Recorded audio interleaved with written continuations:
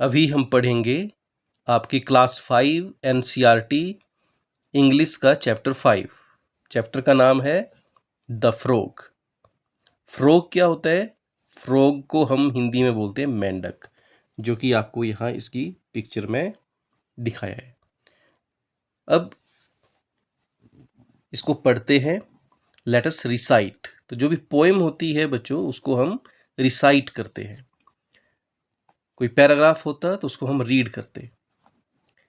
I sit in ponds and in the rain. अच्छा, recite जब हम कर रहे हैं तो क्या बोला हमने कि पोएम को रिसाइट करते हैं।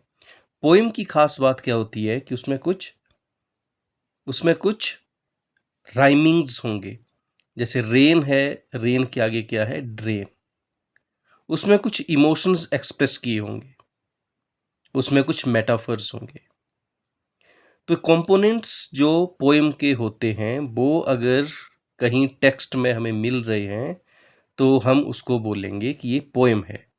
तो जो आपका ये द फ्रॉग है, ये भी क्या है? एक पोएम। तो हम क्या करने जा रहे हैं? इसको रिसाइट।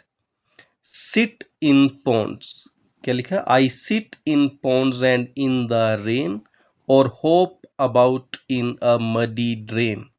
तो राइमिंग बन रही है। रेन के आगे आ गया drain. I sit in ponds and in the rain और hop about in a muddy drain. As a tadpole, I swim with cheer, a tiny fish-like thing, so clear. I flick my tongue to catch my food. It works so fast, now that's quite good. I live on land and water too, in places damp with drops of dew. My colors match the plants and trees. I hide so well in grass and leaves. But snakes are near. I must beware, or else they will catch me unaware. I croak my songs. They sound so loud. Yet in my pond I feel so proud. I hope around, I jump so high, up I go into the sky. With webbed feet I swim with ease, and leap so high in joyful breeze. तो इस reading को हम बोलते हैं recite करना, जहाँ rhyming जो words हैं उनको यूटिलाइज करते हैं हम इसको एक सिंगिंग कंपोनेंट देने के लिए। तो यहाँ राइमिंग वर्ड्स, हर एक स्टेंजा जहाँ होता है, स्टेंजा वहाँ कंप्लीट होता है जहाँ एक लाइन के एंड का जो वर्ड है वो दूसरी लाइन के एंड वर्ड के साथ सेम साउंड प्रोड्यूस करता है, तो उसको हम बोलते हैं कि ये एक स्टेंजा हो गया। तो यहाँ कितने राइमिंग कंपोनेंट्स हैं? Rain, drain, cheer, clear, food, good, too, यहाँ क्या है? Dew, too, dew, trees, leaves, beware, unaware, loud, proud, high, sky, ease, breeze। तो ये तो हैं हमारे राइमिंग वर्ड्स। अब आपने क्या करना है? इसको रिसाइट करना है। अपनी जो आपकी रीडिंग की जो प्रैक्टिस है, इसको आपने इम्प्रूव करना है और इसको राइमिंग की तरह ही बोलना है। तब तक नहीं रुकना है जब तक पहला वर्ड आपका लाइन का जो एंडिंग वर्ड है वहाँ तक नहीं पहुँच जाते। एक बार मैं फिर से आपके लिए रीड कर रहा हूँ, आप इसको फिर प्रैक्टिस करना। The frog. Sit in I sit in ponds and in the rain, or hope about in a muddy drain. As a tadpole, I swim with cheer, a tiny fish-like thing so clear. I flick my tongue to catch my food. It works so fast, now that's quite good. I live on land and water too, in places damp with drops of dew. My colors match the plants and trees. I hide so well in grass and leaves. But snakes are near, I must beware, or else they will catch me unaware. I croak my songs, they sound so loud, yet in my pond I feel so proud. I hop around, I jump so high, up I go into the sky. With webbed feet I swim with ease and leap so high in joyful breeze. अब इसमें जो words हैं इनके meaning को समझते हैं। Pond होता है बच्चों जहाँ पानी रुका होता है, जिसको हम तालाब भी बोलते हैं। तो क्या बोला ये आपका जो मेंढक है क्या बोल रहा है कि आई सिट इन पॉन्ड्स, मैं कहाँ बैठता हूँ, मैं जो तालाब है वहाँ बैठता हूँ, एंड इन द रेन, और बारिश में। होप अबाउट, होप होता है जंप करके, जैसा कि मेंढक जंप कर उछलता है उसको ना होप। अच्छा अब यहाँ देखो होप में अगर आगे ई लग जाता तो इसका मीनिंग ही चेंज हो जाता, तो ये क्या बनता होप, जैसे कि उम्मीद। जैसे I hope you are studying at your home, तो यहाँ जो होप वर्ड मैं यूज़ कर रहा हूँ वहाँ ई है। I hope you are studying at your home, तो वहाँ ई है, लेकिन यहाँ पर क्या है होप। तो ये जो होप है ये उछलने के लिए है। मडी है कीचड़ वाला। ड्रेन होता है जहाँ पानी जो है निकासी होती है, पानी बाहर निकलता होता है किसी सोर्स से, किसी जगह से जहाँ पानी बाहर निकल रहा है तो उसको ड्रेन बोलते हैं। Hop about in a muddy drain. As a tadpole, tadpole होता है मेंढक का जो बच्चा होता है उसको टैडपोल बोलते हैं। I swim with cheer, cheer होता है खुशी से, उत्साह से। A tiny fish like thing so clear, छोटी छोटी मछलियों जैसी चीज़ें जो हैं वो बहुत क्लियर मतलब साफ।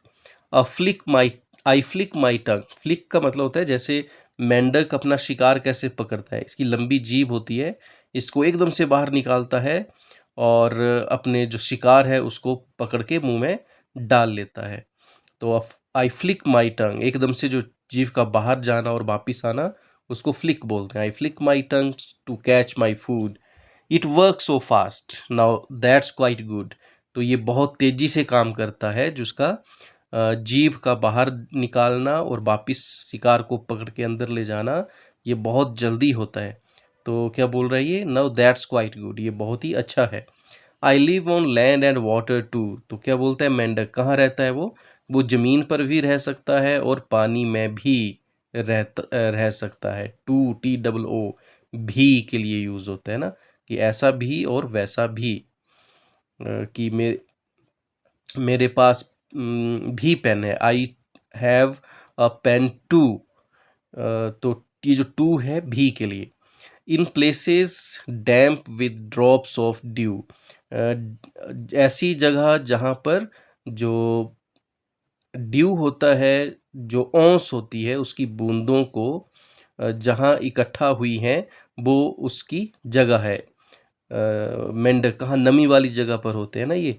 तो ये क्या बोल रहे हैं, I live on land and water too, in places damp with drops of dew, और ऐसी जगह जहाँ जो ओस की बूंदें हैं वो इकट्ठी हुई हैं। किसी चीज़ का ढेर जो होता है उसको डैम्प बोल सकते हैं ना, कि इकट्ठा हुई है जहाँ पर। My colours match the plants and trees, ये क्या बोल रहे हैं आप जो मेंढक है कि मेरा जो रंग है वो पौधों से और पेड़ों से मैच कर जाता है। आई hide so well in grass and leaves, और इसलिए मैं क्या करता हूँ कि घास और पत्तों में आसानी से छिप जाता हूँ। But snakes are near, I must beware, और सांप क्या करते हैं बच्चों, मेंढक को खा जाते हैं। तो बट ये वाला जो बट है ये है परंतु के लिए, BUT जो होता है ये है परंतु। परंतु जो सांप हैं वो मेरे नज़दीक हैं। But snakes are near, near क्या है नज़दीक। आई मस्ट बिवेयर, बिवेयर होता है सावधान होना, तो मुझे क्या रहना चाहिए सावधान। But the snakes are near, I must beware, और else they will catch me unaware.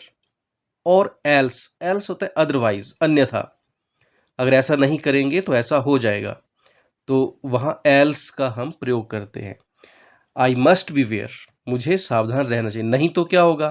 तो नहीं तो के लिए जो एल्स वर्ड यूज करेंगे, और else they will catch me unaware, तो नहीं तो वो मुझे बिना बताए, अनअवेयर मतलब बिना जानकारी के, पकड़ लेंगे। दे will catch me unaware. I croak my songs they sound so loud, और मैं अपने गाने को गाता हूँ। तो क्या बोल रही है कि मैं गाना गाता हूँ। कैसा गाना? Crook my songs. क्रोक ऐसी आवाज जो कर्कश लगे, अच्छी ना लगे, तो ऐसी आवाज को हम क्रोक बोलते हैं। तो ये मेंढक खुद को क्या बोल रहा है कि मैं कर्कश आवाज में गाना गाता हूँ। I croak my songs they sound so loud, और वो कैसे होते हैं? बहुत जोर जोर से मैं ये अपने कर्कश गाने गाता हूँ। Yet in my pond I feel so proud, लेकिन फिर भी, येट का मतलब होता है फिर भी, मैं अपने तालाब में प्राउड मतलब गर्व महसूस करता हूँ। क्या बोल रही है कि मैं कर्कश गाने गाता हूँ, परंतु फिर भी क्या है? येट मतलब फिर भी, मैं अपने तालाब में गर्व महसूस करता हूँ। फील करना मतलब महसूस करना, और प्राउड मतलब गर्व। आई होप अराउंड, कौन सा होप है ये? उछलने वाला। I hope around I jump so high, मैं यहाँ वहाँ उछलता हूँ, ऊंची ऊंची जंप लगाता हूँ, ऊंची छलांगे लगाता हूँ। Up I go into the sky, और मैं ऊपर आसमान तक चला जाता हूँ। Up I go into the sky with webbed feet. Webbed मतलब जो आपने जाली देखी है, कोई जाला, तो उसको वेब बोलते हैं। तो इस तरह का कोई जाला है तो क्या बोलेंगे इसको? वेब। जैसे मकड़ी का जाला है तो उसको भी क्या बोलते हैं हम? वेब बोलते हैं। तो इसके जो पंजे होते हैं, जो पैर होते हैं, वो कैसे होते हैं? इसके जो पैर होते हैं वो जालीदार जैसे होते हैं, ऐसे फैले हुए होते हैं। जैसे आपने मेंढक के देखे हों तो वो फैले हुए हल्की जाली की तरह दिखते हैं वो। तो ये क्या बोल रहा है? विद वेब्ड फीट, अपने जालीदार पैरों से, आई स्विम विद ईज, मैं आसानी से तैर लेता हूँ। ईज मतलब आसानी से, और स्विम तो आपको पता है तैरना। And leap so high in joyful breeze, और लीप करना क्या होता है? लंबी छलांग को हम लीप बोलते हैं। तो लंबी छलांग लगाने को हम क्या बोलते हैं? Leap. And leap so high in joyful breeze, breeze होती है ठंडी हवा। तो आनंददायक ठंडी हवा में मैं लंबी लंबी छलांगें लगाता हूँ। तो ये कहानी सुनाई कविता के माध्यम से इस मेंढक ने। तो आई होप कि आपको ये पोएम अच्छी लगी होगी और एक एक वर्ड आपको समझ आया होगा। और इसके बाद आपने क्या करना है बच्चों? इसके बाद आपने ये जो आपके क्वेश्चन आंसर हैं इसमें पूछे गए, इनको समझना है। तो ये जो डिफ़िकल्ट वर्ड है क्या है? होप का मतलब है उछल उछल कर चलना। मडी है कीचड़, जहाँ मिट्टी पानी क्या हो, ऐसी मिट्टी जिसमें पानी भरा हो उसको बोलते हैं मडी। फ्लिक होता है एकदम से बाहर, एकदम से अंदर। डैम्प होता है किसी चीज़ का इकट्ठा होना। ड्यू होती है आपकी औंस की बूंद। बीवेयर होता है सावधान होना। क्रोक होता है कर्कश, अच्छा न लगने वाली आवाज़, कर्कश। वेब्ड होता है जाली नुमा। तो इस तरह से इन डिफ़िकल्ट वर्ड्स को आपने अच्छे से समझ लिया। यहाँ जो हम डैम्प वर्ड बोल रहे हैं, ये इकट्ठा किस चीज़ के इकट्ठा होने को हम बोल रहे हैं? जहाँ पानी इकट्ठा होने से नमी बनती है, गीलापन आता है, उसको बोलते हैं डैम्प। ड्यू होता है औंस की बूंद। तो इस तरह से बीवेयर होता है सावधान होना। तो इस तरह से आपने डिफ़िकल्ट वर्ड आप लिख भी सकते हैं। वीडियो को दोबारा इसको रिवाइंड करके आप फिर से सुन सकते हैं।